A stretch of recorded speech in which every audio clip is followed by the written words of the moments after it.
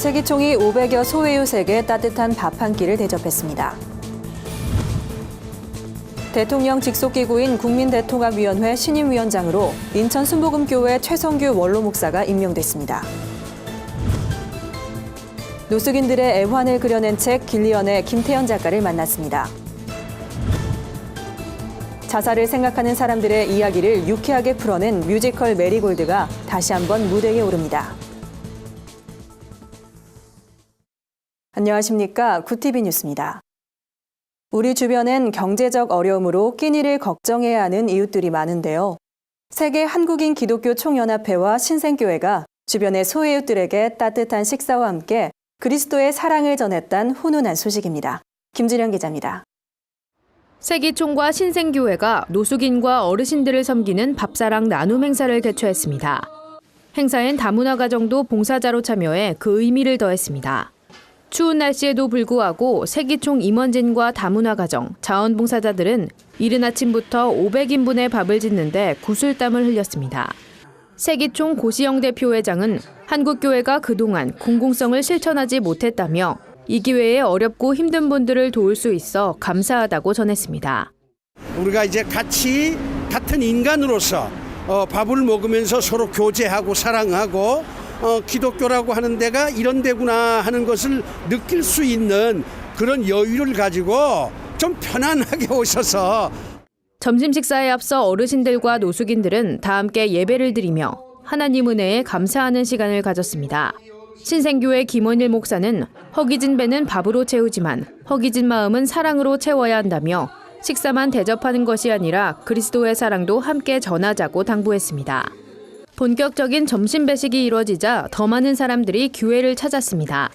발 디딜 틈도 없이 바빴지만 밥을 나누는 봉사자들은 웃음을 잃지 않았습니다. 날씨가 추운데 여기 오셔서 좀 밥을 따뜻하게 맛있게 좀 드시면 좋겠습니다. 가온이 가까웠는데 그 어르신들이 오면 식사 모습 보면 너무 좋아요. 따뜻한 밥 한 그릇 먹으면서 건강하시고 그냥. 이날 행사엔 밥 나눔 행사를 비롯해 추운 겨울을 따뜻하게 날 수 있도록 양말 한 켤레를 증정하는 순서도 마련됐습니다. 성경 속 오병이어의 기적처럼 평범한 사람들의 작은 정성이 모여 나눔의 기적을 만들었습니다. 구티비 뉴스 김주련입니다. 박근혜 대통령이 국민대통합위원회 신임위원장으로 인천 순복음교회 최성규 원로 목사를 임명했습니다. 최성규 신임위원장은 평소 효운동과 교계 연합 사업에 적극 나섰던 경험을 살려 역할을 감당하겠다고 밝혔습니다. 신임위원장은 인천 순복음교회 원로 목사로 한국기독교교회협의회 회장과 한국기독교 총연합회 대표회장을 역임한 인물입니다. 최근엔 한기총 한교연 통합위원으로 활동하는 등 교계 연합 사업에 적극 나서고 있습니다. 최 위원장은 구티비와의 인터뷰에서 국민대통합위원회가 대통령 직속이긴 하지만 대통령을 지지하는 기구는 아니라고 생각한다며 소신껏 역할을 잘 감당하겠다고 밝혔습니다. 한편 국민대통합위원회는 사회적 갈등과 상처를 치유하고 새로운 가치를 도출하는 정책을 펼치는 기구로 설치 직후부터 지난달까지 한강옥 현 대통령 비서실장이 위원장직을 맡아왔습니다. 오늘의 사회 이슈를 정원희 기자가 종합해드립니다. 오늘의 이슈 포커스입니다. 세월호 7시간의 비밀을 풀어줄 열쇠를 쥐고 있는 인물로 주목받아온 간호장교 조모대위가 참사 당일 박근혜 대통령에 대한 진료는 없었다고 밝혔습니다. 현재 미국에서 연수 중인 조 대위는 언론과의 전화 인터뷰에서 자신은 대통령 관저가 아닌 의무동에 근무했으며 참사가 발생한 4월 16일엔 관저를 찾은 적도 대통령을 본 적도 없다고 말했습니다. 조 대위는 특히 배곡 주사와 태반 주사, 마늘 주사, 프로포폴 처방 등 민감한 질문엔 의료법상 비밀 누설 금지 조항을 들며 답변하지 않았습니다. 전날 기자회견에서 의혹을 부인한 신모 전 대위에 이어 조 대위도 진료 사실을 부인함에 따라 현재로서는 이들을 통한 대통령의 행적 규명은 어렵게 됐습니다. 유엔 안전보장이사회가 북한의 석탄 수출 상한을 설정하고 수출 금지 광물을 확대하는 등의 내용이 담긴 새로운 대북 제재 결의안을 채택했습니다. 또한 북한의 외교 관계를 압박하는 동시에 추가 도발 시에는 유엔 회원국의 자격을 정지시킬 수 있다는 경고도 담았습니다. 전문가들은 이번에 통과된 대북제재 결의안 2321호가 기존 제재의 틈새를 메워 북한의 자금줄을 더 강하게 옥죄할 수 있을 것이라고 평가하고 있습니다. 안보리에선 석탄 등 광물에 대한 수출 금지만으로도 북한의 수출이 연간 8억 달러가량 줄어들 것으로 추정하고 있는데, 이는 북한의 연간 수출액의 27%에 해당하는 금액인 만큼 북한 정권에는 큰 타격이 될 것으로 보입니다. 11월 소비자 물가 상승률이 3개월째 1%대를 기록하며 연중 최고 수준을 지속했습니다. 통계청이 1일 발표한 11월 소비자 물가 동향에 따르면 지난달 소비자 물가지수는 1년 전보다 1.3% 올랐습니다. 이는 8개월 만에 가장 큰 상승폭을 보인 지난달과 같은 수준인데요. 농축수산물 가격이 여전히 높게 형성된 가운데 서비스 물가도 상승하면서 소비자들의 체감 물가는 더 높았습니다. 생활 물가지수는 2014년 7월 이후 2년 4개월 만에 최대 상승폭을 보였는데, 생활 물가지수 구성 항목 중 가장 큰 비중을 차지하는 식품 물가가 1년 전보다 3.7% 뛴 영향이 컸습니다. 특히 올여름 폭염 때문에 출하량이 줄어든 무는 9월부터 3개월 연속 2배가 넘는 급등세를 보이기도 했습니다. 대한민국의 제주 해녀 문화가 유네스코 인류무형 문화유산에 등재됐습니다. 유네스코 무형유산위원회는 에티오피아 아디스아바바에서 개최된 제11차 회의에서 제주 해녀 문화의 인류무형 문화유산 등재를 확정했습니다. 제주 해녀 문화는 물질뿐만 아니라 공동체의 연대의식을 강화하는 잠수굿, 바다로 나가는 배 위에서 부르는 노동요인 해녀 노래 등으로 구성됩니다. 무형유산위원회는 제주 해녀 문화가 지역의 독특한 문화적 정체성과 다양성을 보여준다고 밝혔습니다. 이어 안전과 풍어를 위한 의식, 선배가 후배에게 전하는 잠수 기술과 책임감, 공동 작업을 통해 거둔 이익으로 사회적 응집력을 높이는 활동 등이 무형유산으로서 가치가 있다고 평가했습니다. 석유 수출국 기구 오펙이 2008년 이후 처음으로 감산에 합의했습니다. 오펙은 오스트리아 빈에서 총회를 열고 회원국들이 하루 최대 생산량을 3,250만 배럴로 120만 배럴 줄이는 것에 합의했다고 밝혔습니다. 회의는 시작부터 진통이 예상됐으나 사우디와 이란, 이라크 등 3대 산유국이 쟁점에 합의하면서 예상보다 쉽게 합의에 도달했습니다. 이번 최종 감산 합의로 원유 공급 과잉은 상당 부분 해소될 것으로 보이며 유가가 배럴당 60달러대까지 오를 것이란 전망도 나오고 있습니다. 이런 가운데 비오펙 회원국 중 최대 산유국인 러시아 역시 생산량을 감축할 의사를 밝혔습니다. 오펙은 앞서 지난 2008년 금융위기로 유가가 내려앉자 150만 배럴을 감산한 바 있습니다. 구티비 뉴스 정원입니다. 추운 겨울이 가까울수록 하루하루를 걱정하는 이들이 있습니다. 바로 노숙인들인데요. 노숙인에 대한 편견을 깰 수 있도록 돕는 웹툰 단행본이 출간돼 화제입니다. 김준수 기자의 보도입니다. 한때 잘 나가는 무역업체 CEO였던 김 작가는 IMF 외환위기로 여수역과 서울역을 떠돌며 노숙인으로 지냈습니다. 극심한 절망 속에 여러 번 자살도 시도했습니다. 김 작가가 다시 일어설 수 있었던 건 인터넷에 글을 쓰기 시작하면서부터였습니다. 노숙 생활을 있는 그대로 써낸 그의 글에 사람들은 응원과 격려를 아끼지 않았습니다. 과거에는 저는 생존을 위해서 살았었죠. 저를 위해서 돈을 벌고 저를 위해서 뭔가를 하고 그랬는데, 제가 글을 쓰면서 많은 분들이 이제 자원봉사 활동에 참여도 하시고 관심이 노숙을 살릴 수 있다. 사람들의 관심과 배려로 재기에 성공한 김 작가는 종교계 노숙인 지원 민간협력 네트워크의 지원을 받아 지난 5월부터 웹툰 연재를 시작했습니다. 웹툰 길리언은 실제 5년여 동안 노숙 생활을 했던 김태현 작가의 실화가 바탕이 됐습니다. 길에서 사는 사람들이라는 뜻의 길리언은 김 작가가 직접 붙인 이름입니다.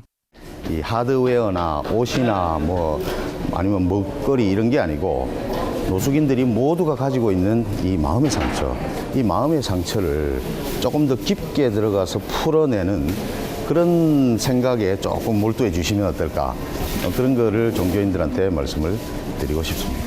22회에 걸쳐 연재된 웹툰은 5만 명이 넘게 구독하면서 큰 인기를 끌었습니다. 김 작가는 이번 웹툰을 통해 노숙인들을 바라보는 시선이 따뜻해졌으면 하는 바람을 전했습니다. 구티비 뉴스 김준수입니다. 11년째 OECD 자살률 1위를 차지하고 있는 대한민국. 우리 사회에서 자살은 더 이상 남의 이야기가 아닌 우리 이웃과 친구, 가족 이야기가 됐는데요.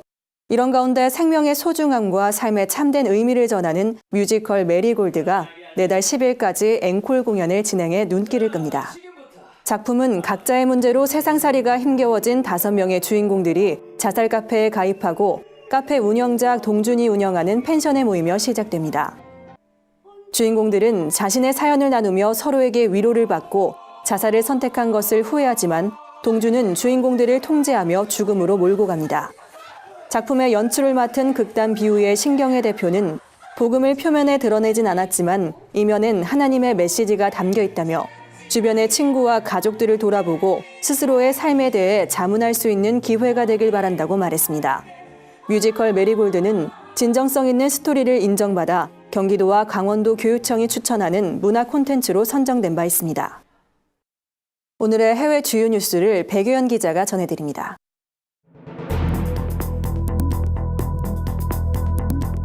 굿티비 월드와이드입니다. 세계 곳곳의 소식을 발빠르게 전해드립니다. 최근 발표된 2016 세계 종교자유 실태란 보고서에 따르면 세계에서 크리스천 박해가 가장 심한 7개 국가는 아프가니스탄과 이라크, 나이지리아, 북한, 사우디아라비아, 소말리아, 시리아인 것으로 알려졌습니다. IS의 활동 시기와 맞물리는 2014년 6월부터 2016년 6월 사이에 종교 박해 실태를 분석한 결과 가장 극단적인 방법으로 종교 박해를 자행하는 국가는 이라크와 시리아라고 밝혀졌습니다. 이 시기에 종교의 자유가 명백히 악화된 국가는 14개 국가에 달하며 개선된 국가는 부탄과 이집트, 카타르입니다. 보고서는 IS가 자행하는 극악무도한 종교 박해가 제2차 세계대전 이후 종교의 자유 발전에 가장 큰 장애물이라 분석했습니다. 최근 미 국세청이 교회가 설립한 커피숍도 세금을 내야 한다고 규정해 논란이 일고 있습니다. 논란의 중심에 있는 커피숍은 교회 기금으로 설립된 비영리 기구로 성도가 아닌 사람을 대상으로 전도하기 위해 설립된 것으로 알려졌습니다. 이러한 목적에도 정부는 교회 커피숍이 영리를 추구하는 다른 커피숍과 비슷하게 운영된다는 점을 들어 면세 대상으로 선정하지 않은 겁니다. 교회 측은 정부가 커피숍에 세금을 부과한 것은 이번이 처음이 아니라며 국세청의 이번 결정을 수용하는 분위기입니다. 하지만 정부가 교회 커피숍 운영의 궁극적인 목적은 고려하지 않은 채 운영 방식으로만 면세 대상을 선정하고 있다며 아쉬움을 표명했습니다. 케냐와 소말리아 국경지대에 위치한 난민보호소 다다부가 IS의 테러 위협으로 폐쇄 위기에 처했습니다. 다다부는 세계에서 가장 큰 난민보호소로 전 세계 난민의 약 4분의 1을 수용하고 있습니다. 케냐 정부는 다다부에서 IS가 모집 활동을 벌이고 있어 폐쇄를 검토하고 있다고 밝혔습니다. 보호소가 폐쇄되면 내전을 피해 난민 생활을 하고 있는 소말리아인들은 내전이 진행 중인 본국으로 송환될 예정입니다. 케냐 당국의 이번 결정에 유엔 난민기구도 실제로 케냐에 테러가 발생하고 있다며 지지의 입장을 보였습니다. 최근 실시된 여론조사 결과 대다수의 케냐 국민도 적법한 절차 없이 유입된 소말리아인들로 인해 신변의 위협을 느끼는 것으로 나타났습니다. 현재 케냐 정부는 수백 명 난민의 지문 등록을 실시하는 등 소말리아 난민의 본국 송환 준비에 박차를 가하고 있습니다. 자국에 머물고 있는 이라크 크리스천에 대한 IS의 박해 수위가 심각한 수준인 것으로 드러났습니다. 미군을 포함한 이라크 연합군과 IS가 이라크 제2도시 모술을 두고 첨예한 대립을 이어가는 가운데 IS는 크리스천을 가족 앞에서 처형하기에 이르렀습니다.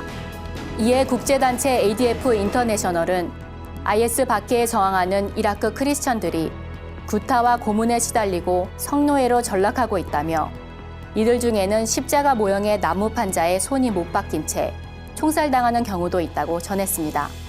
ADF 인터내셔널은 이런 증거를 바탕으로 IS가 크리스천을 대량 학살한다고 규정하지 않은 유엔에 재고를 촉구하고 있습니다.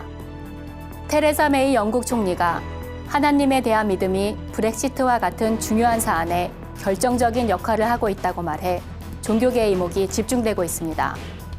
그간 종교계는 영국 국교회 소속 성도인 메이 총리가 신앙을 적극적으로 피력하지 않는다는 이유로 총리의 신앙에 대해 의문을 제기하기도 했습니다. 이를 반박하듯 총리는 매주일 교회에 참석해 말보다 행동으로 신앙을 증명하고 있습니다. 목사의 딸로 사택에서 자란 어린 시절을 통해 섬김을 배울 수 있었던 메이 총리는 인종차별, 현대판 노예제, 경찰의 부당한 검문과 체포 등 사회 불평등을 개선해 기독교리를 실천하려 한다는 평가를 받고 있습니다. 구티비 뉴스 백유연입니다. 주요 단신입니다. 한국기독교교회협의회가 오는 8일 서울 광화문 광장에서 박근혜 대통령의 퇴진과 국민주권 시대를 여는 시국기도회를 엽니다. 이번 기도회엔 평화의 소녀상과 고 백남기 농민이 물대포를 맞고 쓰러진 현장, 세월호 광장 등을 함께 돌며 추모하고 시국선언문을 낭독할 예정입니다. 예장합동이 교회자립개발원 창립 법인이사회를 개최하고 미자립교회 지원 활동을 시작합니다. 이들은 현재 27%에 머물고 있는 미자립교회 생활비 지원 노회 비율을 60%로 높일 수 있도록 모범노회 및 거점교회들의 지원을 강화키로 했습니다. 미래군 선교 네트워크가 1일 정기총회 및 제1회 군선교 후원의 밤을 성황리에 마무리했습니다. 이날 정기총회에선 이사와 후원교회가 모여 올해 사업을 평가하고 내년 계획을 수립했습니다. 2017년도엔 군종병 교육 지원과 10여 명의 군선교사 파송 등 대대교회 후원 사업을 진행키로 했습니다. 한국기독교 대한교육연맹이 내년 1월 4일부터 6일까지 2017 기독교 대안학교 컨퍼런스를 개최합니다.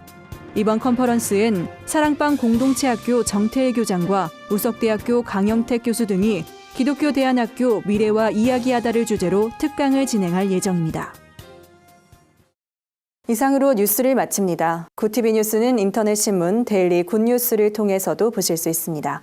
시청해주신 여러분 고맙습니다.